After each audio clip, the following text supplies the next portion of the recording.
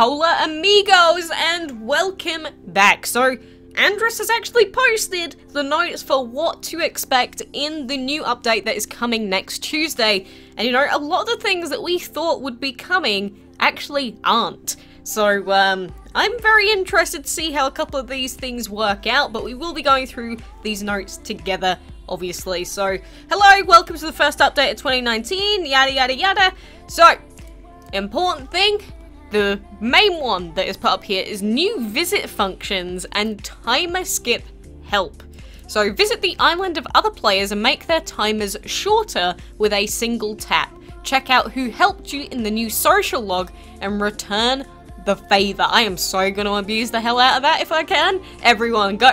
Everyone, skip my timers for me. Do it, do it. So help up to 5 players and receive friendship points in return. List of buildings with timer skip option. The first and second breeding den, hatchery, farm production, ruins, academy, building, construction upgrades, and obstacle removal. So all of those things can be skipped. Obviously, I don't think this is going to be an unlimited thing, because if you have 200 friends, and say 200 friends skipped your timers for you, that would be super OP. And I don't know what I'd say about that, but I think we have to see it first and see how it actually interacts and the times on it exactly before we make a proper analysis, but certainly looks interesting. And then a player profile screen. Lots of useful info about your progress in the game on one screen. Change your name, avatar, show off with the badge that you are most proud of, and check out the progress of other players on their player profile screen. You know, I have been asking for this for years. Literally years. I have wanted to see this. I wanted one place where you can go and click someone, see all their badges and stuff like that. Although it says you can show off with the badge that you're most proud of, so I don't think we can do that. But this sort of thing is something that I wanted to see a long time ago. Not for any particular reason, I just thought it'd be cool. That's cool. And then improved arena matchmaking, so more accurate opponent prediction. That should be better for the lower level people. And then the final two things that they're saying are kind of whatever, and we've already heard about one of them. So removing the mentor program, they already told us about this. You know, the mentor system was released with the best intention of bringing new and veteran players together. Obviously didn't work out as they expected, so every mentor who had at least one graduated apprentice receives the Professor Dragon once the mentor system is finally turned off, and the Professor Dragon becomes permanently breedable after January, so those who couldn't participate can still breed it. So, you know, basically anyone that already has the Mentor Dragon are probably not going to feel any of these changes. If you're someone that used to struggle with the Mentor program, if you have one apprentice, you'll get him. If not, he'll be breedable anyway. And then finally, new social hub. Find every important social tab in one unified hub. Keep track of your friends' activity in the social log. So a lot of this seems to be more about the social aspect for the game. So like the profile screens, this new hub, and, you know, visiting people and timer skip. So this isn't the codex or collection update that we thought was going to be coming, because there are tons of rumors about that. And it's not exactly the things that I've seen. So I imagine that they'll probably be coming in a future update.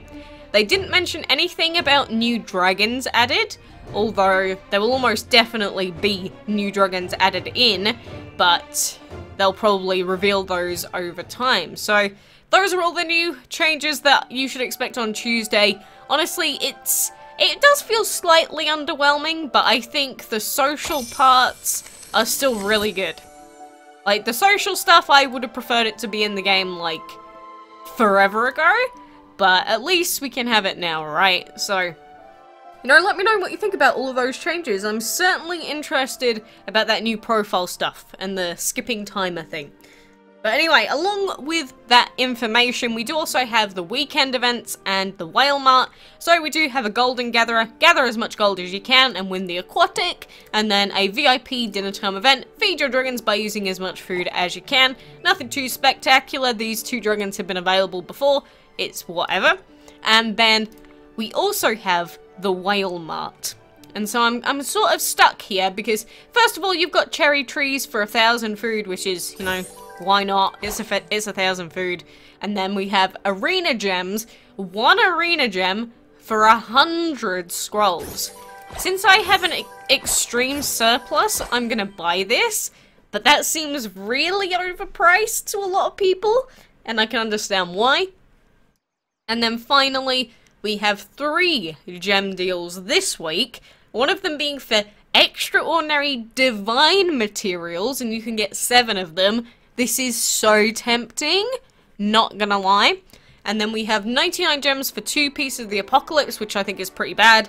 And then 99 gems for 10 enchantment tickets, which I also think is pretty meh.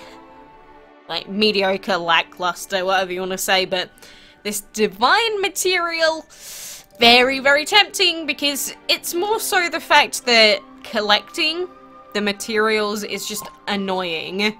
Like, it's just super duper annoying. That is not where I want it to be.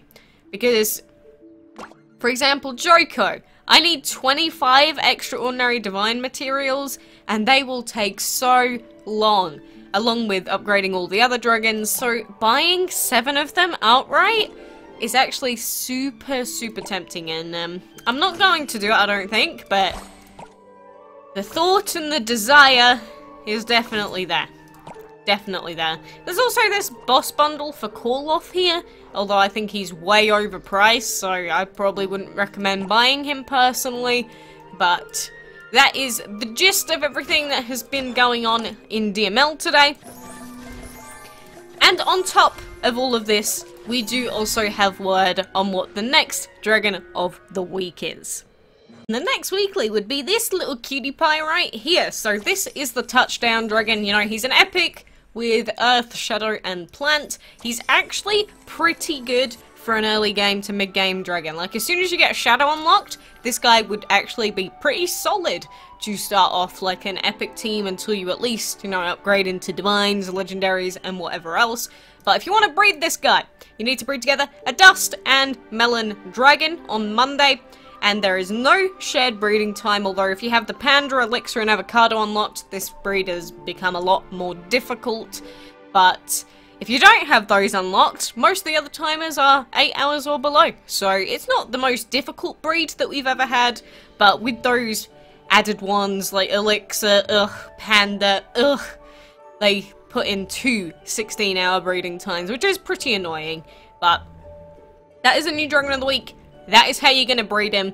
So, you know, level 10 to 15 plus I would recommend for the levels as per usual, just to give you the best chances of getting an epic. But apart from that, pretty straightforward and normal breeding for this guy. Obviously, I already have him, just like we had the Meteorite as well, so I probably won't even bother trying to get them. But to anyone that is looking forward to those dragons, you can prepare, get yourself ready, and hopefully it'll be good. So, I'm still really intrigued to see what new dragons we get. Because, you know, it's fine getting new dragons of the week and all that, but I love seeing new dragons added into the game. Just in general, just new dragons, new stuff, new everything. It's exciting, right? And don't get me wrong, even though I do complain about DMLs... Oh, I should have done that fight. Even though I complain about DML sometimes, I am still grateful that, you know, they continue to update this game. Obviously, it makes them enough money for them to continue updating it. But imagine if they just never updated the game with anything new. Like, just think, 4 years into this game, they're still upgrading the social features and stuff like that we thought we'd never see. They're getting rid of a mentor program that in their mind they didn't think it was worthwhile anymore. I still find that decision kind of strange, because the mentor program didn't seem to really be hurting anyone. So I find it weird that they just opted out of having it in the game entirely. Again, unless they just thought it was causing too many problems, too much confusion, which would make sense, because, you know, if I had to give you a list of most common questions I have been asked in DML, as of recently, I do have to say that questions about the mentor system and the global chat are pretty up there on the list. And it's mainly because people don't understand why they don't have that feature unlocked anyway, and they're like, why don't I have the mentor program? Why don't I have the global chat? Rah, rah, rah, rah, rah. And it's because they're not 16 or over. Because you do have to be 16 plus for it to work, and you need to prove it to Gameloft as well. If you don't, or if you try and change it, you have to prove it to them. So maybe just all of that confusion and questions and things like that, maybe they just said, yeah, screw it, it's causing too much confusion, who cares anymore, let's get rid of the bloody thing. And I could sort of see it, if that was their logic. I'm not going to claim that I can see inside Gameloft employees' brains, or the company's brain, but there were a lot of things wrong with the mentor system. The chat never worked. There was that problem with no one knowing why it was unlocked or not unlocked for them. There was the problem with nobody speaking English, even if they joined the English flag, and nobody speaking different languages if they joined those flags. They had to fix it at one point because nobody could even find apprentices. And then on top of that, you'd get people where they'd get a new apprentice and then 95% of the time they would leave, regardless of what you did. You could do absolutely nothing wrong, but the person would never log in again because they just don't enjoy the game. So, I do understand why they were taking it away. But again, at the same time, it didn't really hurt anyone apart from make a few people confused. Which is why I don't think we've really ever had a feature just taken away from DML before. Like, a major update special feature. It would be like them taking away the Enchantment League sort of level. Except not quite as important, but you know, a lot of effort went into making that mentor system what it was. And you know, all of that production time that went into that is lost. It's gone skis. And that's pretty sad. But you know, enjoy it while it lasts. And to anyone that's now happy that they get a free permanently breedable dragon, and power to you. But do also remember that with these new permanently breedable dragons, there is one major downside. The fact that you have the potential to breed them when you're doing your normal breeding. Because again, we got all of those new breedable dragons recently-ish, like the Harpy and the Panda and stuff like that. But when you unlock them and you start getting more than one of them, it suddenly starts to become more annoying because it's like, oh look, I have 200 pandas and now you're making my Dragon of the Week breeding more difficult. Fan-bloody-tastic. Like, if Dragon of the Weeks weren't more, like, annoying enough to breed as they are, they're actually more difficult to breed now than they ever were.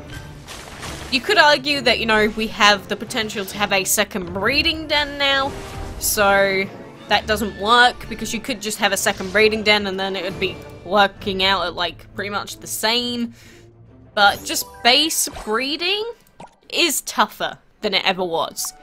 For those reasons. Plus, if you have VIP, there's potential to breed VIP dragons as well. It just never ends. It's a never-ending cycle of more and more dragons to breed. Kronos, help! Help us. But that is all of the new info. So I did find all of this on the Gameloft forums. Again, go and check it out, and thank everyone here that posts all of this stuff. But I'm intrigued. I hope you are too, and you know, don't just go into it fully negative and, you know, just planning on, you know, moaning about it from the get-go, because, you know, if it's bad, then sure, we can moan about it then, but, you know, at least try and see the update and all the info first before you make too much of a judgment, is all I'm gonna say. There's no point to just mindlessly hate. Because I know a lot of people like to mindlessly hate, and sometimes it might feel like I'm doing that myself, but I'm really not. I just want the game to be good. So, for now, thank you for joining me, and until next time, I will see you then.